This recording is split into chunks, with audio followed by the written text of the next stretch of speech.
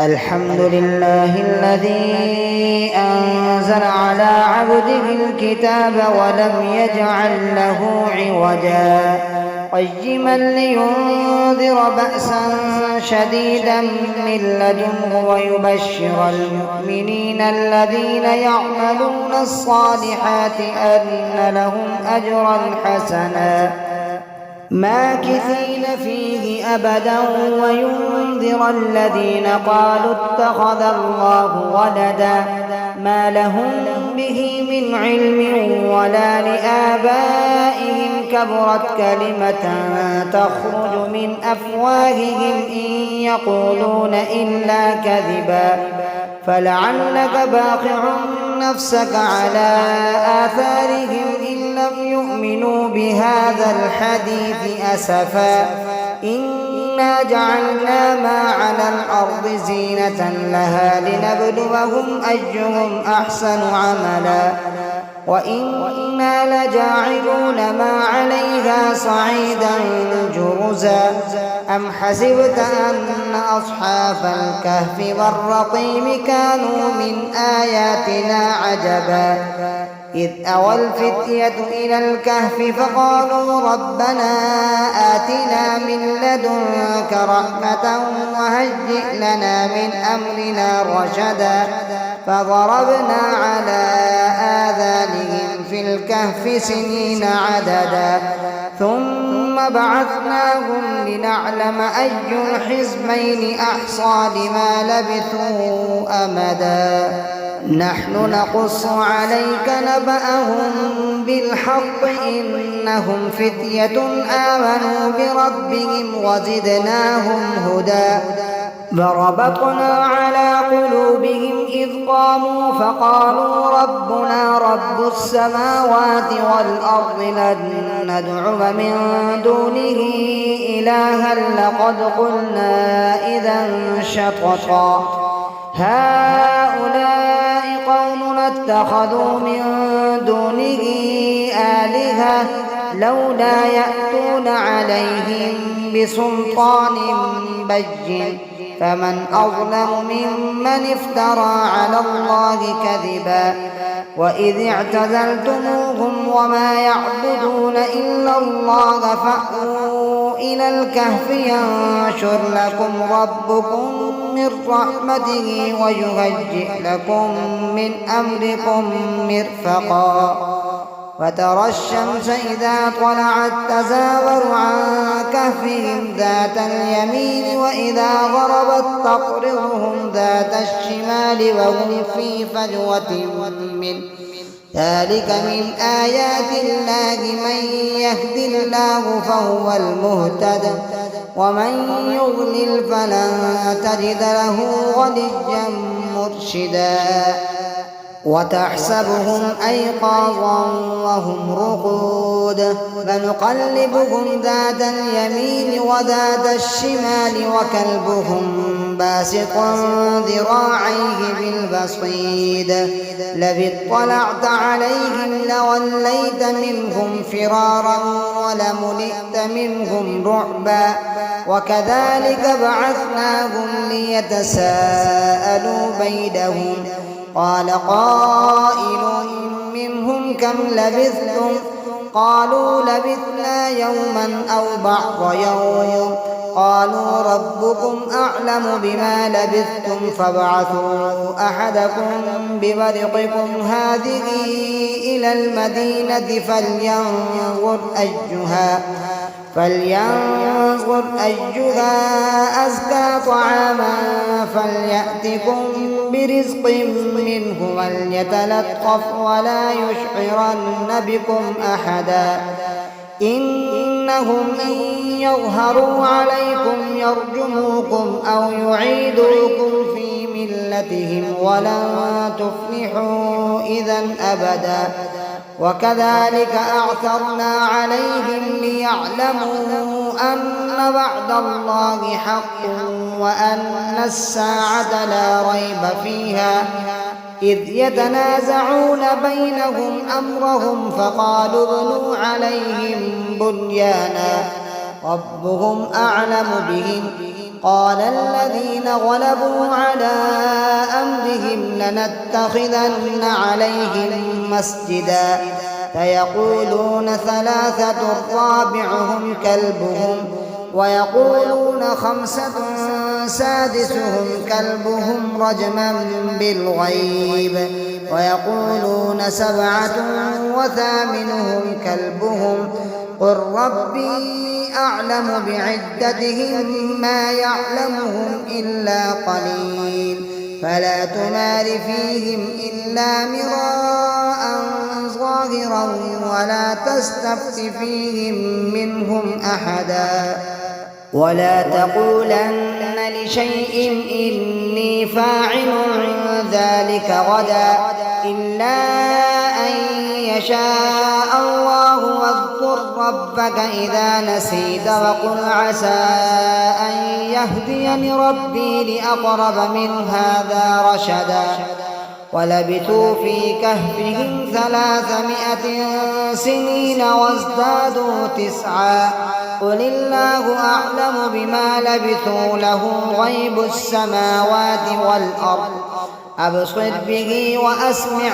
ما لهم من دونه من ولي ولا يشرك في حكمه أحدا واتل ما أوحي إليك من كتاب ربك لا مبدل لكلماته ولن تجد من دونه ملتحدا واصبر نفسك مع الذين يدعون ربهم بالغداة والعشي يريدون وجهه ولا تعد عيناك عنهم تريد زينة الحياة الدنيا ولا تطع من أغفلنا قلبه عن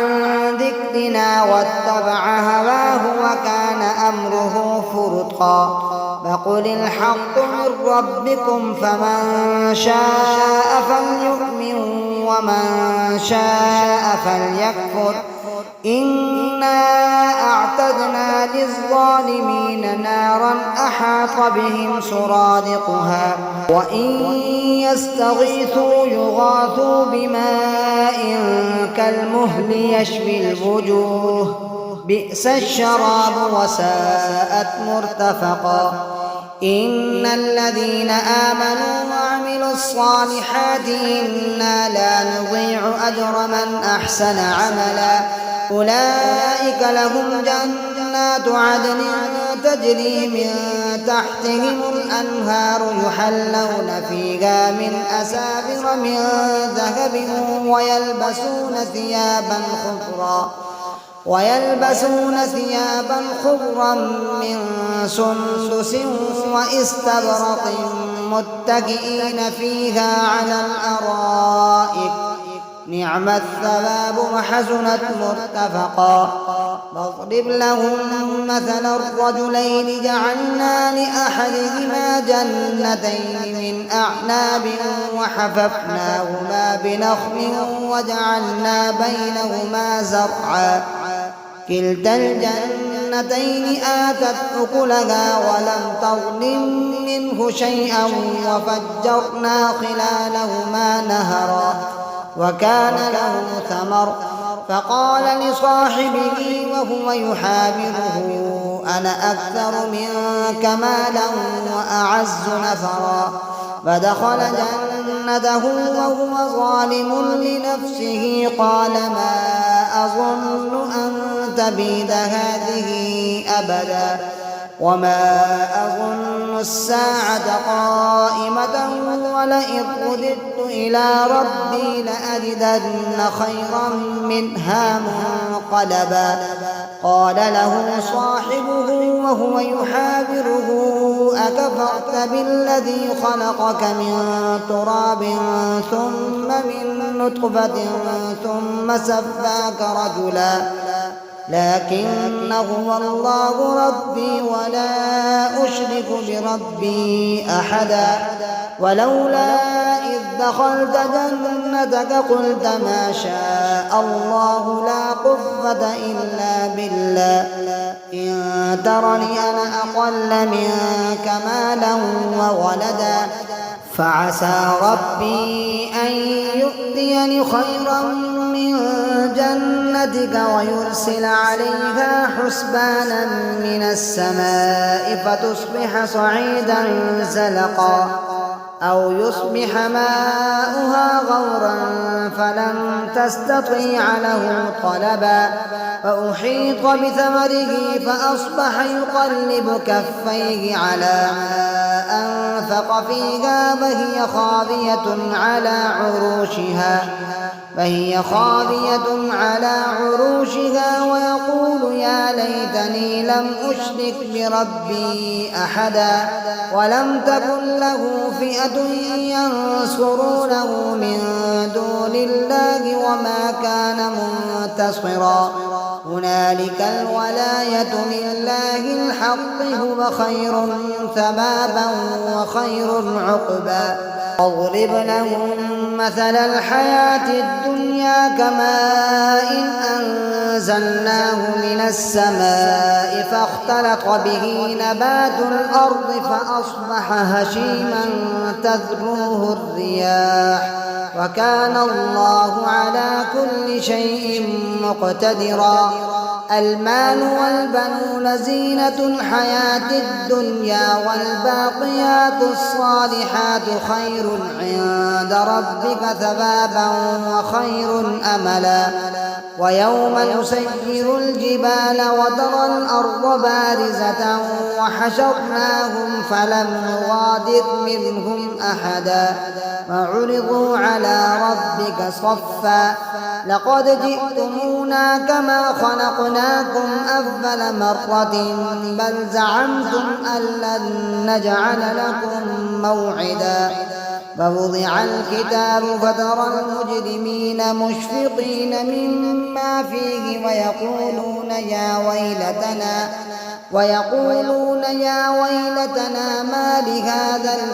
ما لهذا الكتاب لا يغادر صغيرة ولا كبيرة إلا أحصاها ووجدوا ما عملوا حاضرا ولا يظلم ربك أحدا وإذ قلنا للملائكة اسجدوا لآدم فسجدوا إلا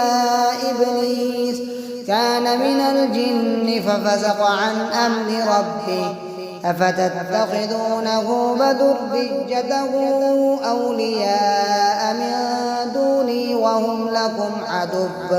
بئس للظالمين بدلا ما أشهدتهم خلق السماوات والأرض ولا خلق أنفسهم وما كنت متخذ المضلين عضدا ويوم يقول نادوا شركائي الذين زعمتم فدعوهم فلم يستجيبوا لهم وجعلنا بينهم موبقا فرأى المجرمون النار فظنوا أنهم مواقعوها ولم يجدوا عنها مصرفا ولقد صرفنا في هذا القرآن للناس من كل مثل وكان الإنسان أكثر شيء جدلا وما منع الناس أن يؤمنوا إذ جاءهم الهدى ويستغفروا ربهم إلا أن تأتيهم سنة الأولين أو يأتيهم العذاب قبلا وما نرسل المرسلين إلا مبشرين ومنذرين ويجادل الذين كفروا بالباطل ليدحضوا به الحق واتخذوا آياتي وما أنذروا هزوا ومن أظلم ممن ذكر بآيات ربه فأعرض عنها ونسي ما قدمت يداه إنا جعلنا على قلوبهم أكنة أن يفقهوه وفي آذانهم وقرا وإن تدعهم إلى الهدى فلن يهتدوا إذا أبدا وربك الغفور ذو الرحمة لو يؤاخذهم بما كسبوا لعجل لهم العذاب بل لهم موعد لن يجدوا من دونه موئلا وتلك القرى أهلكناهم لما ظلموا وجعلنا لمهلكهم موعدا وإذ قال موسى لفتاه لا أبرح حتى أبلغ مجمع البحرين أو أمضي حقبا فلما بلغا مجمع بينهما نسيا حوتهما فاتخذ سبيله في البحر سربا فلما جاوزا قال لفتاه آتنا غداءنا لقد لقينا من سفرنا هذا نصبا قال أرأيت إذ أوينا إلى الصخرة فإني نسيت الحوت وما أنسانيه إلا الشيطان أن أذكره واتخذ سبيله في البحر عجبا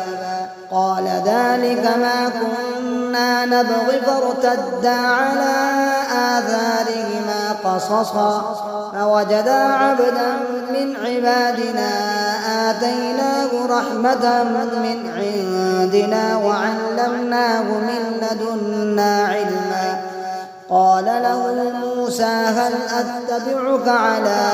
أن تعلمني مما علمت رشدا قال إنك لن تستطيع معي صبرا فكيف تصبر على ما لم تحط به خبرا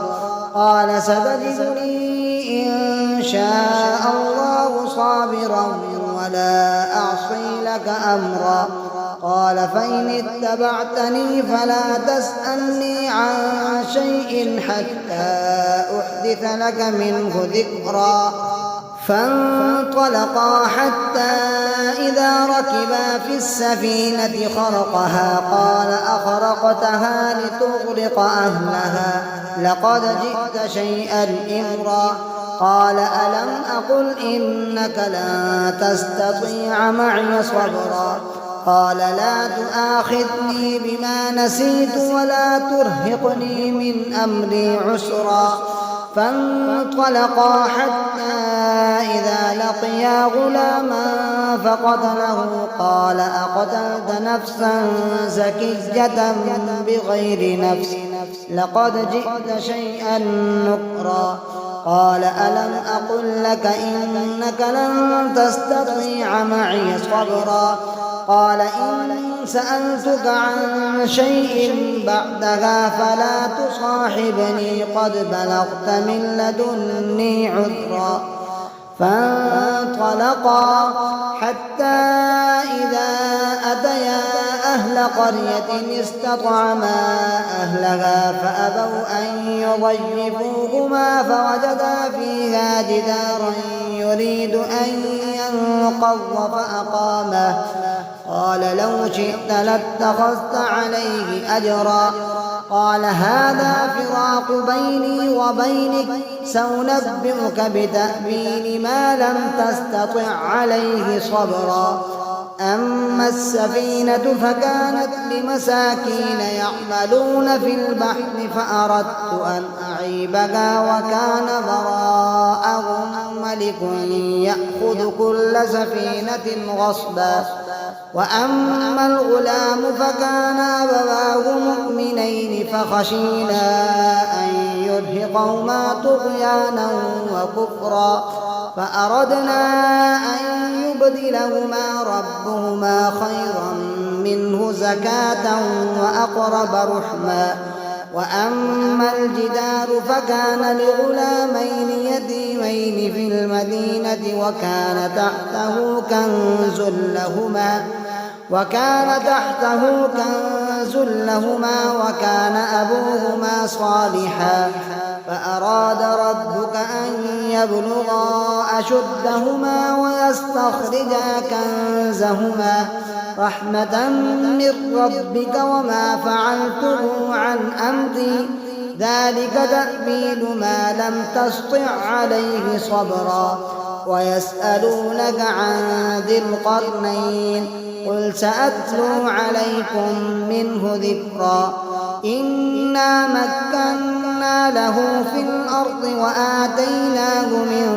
كل شيء سببا فأتبع سببا حتى إذا بلغ مغرب الشمس وجدها تغرب في عين حمئة ووجد عندها قوما قلنا يا ذا القرنين إما أن تعذب وإما أن تتخذ فيهم حسنا قال أما من ظلم فسوف نعذبه ثم يرد إلى ربه فيعذبه عذابا نكرا وأما من آمن وعمل صالحا فله جزاء الحسنى وسنقول له من أمرنا يسرا ثم أتبع سببا حتى إذا بلغ مطلع الشمس وجدها تطلع على قوم لم نجعل لهم من دونها سترا كذلك وقد أحطنا بما لديه خبرا ثم أتبع سببا حتى إذا بلغ بين السدين وجد من دونهما قوما لا يكادون يفقهون قولا قالوا يا ذا القرنين إن يأجوج ومأجوج مفسدون في الأرض فهل نجعل لك خرجا على أن تجعل بيننا وبينهم سدا قال ما مكني فيه ربي خير فأعينوني بقوة أجعل بينكم وبينهم ردما آتوني زبر الحديد حتى إذا ساوى بين الصدفين قال انفخوا حتى إذا جعله نارا قال آتوني أفرغ عليه قطرا فما استطاعوا أن يظهروه وما استطاعوا له نقبا قال هذا رحمة من ربي فإذا جاء بعد ربي جعله دكا وكان وعد ربي حقا وتركنا بعضهم يومئذ يموج في بعض ونفخ في الصور فجمعناهم جمعا فعرضنا جهنم يومئذ للكافرين عرضا الذين كانت أعينهم في غطاء عن ذكري وكانوا لا يستطيعون سمعا أفحسب الذين كفروا أن يتخذوا عبادي من دوني أولياء إنا أعتدنا جهنم للكافرين نزلا قل هل ننبئكم بالأخسرين أعمالا الذين ضل سعيهم في الحياة الدنيا وهم يحسبون أنهم يحسنون صنعا أولئك الذين كفروا بآيات ربهم ولقائه فحبطت أعمالهم فلا نقيم لهم يوم القيامة وزنا ذلك جزاؤهم جهنم بما كفروا واتخذوا آياتي ورسلي هزوا إن الذين آمنوا وعملوا الصالحات كانت لهم جنات الفردوس نزلا خالدين فيها لا يبغون عنها حولا قل لو كان البحر مدادا لكلمات ربي لنفد البحر قبل أن تنفد كلمات ربي ولو جئنا بمثله مددا قل إنما أنا بشر مثلكم يوحى إلي أنما إلهكم إله واحد فمن كان يرجو لقاء ربه فليعمل عملا صالحا ولا يشرك بعبادة ربه أحدا.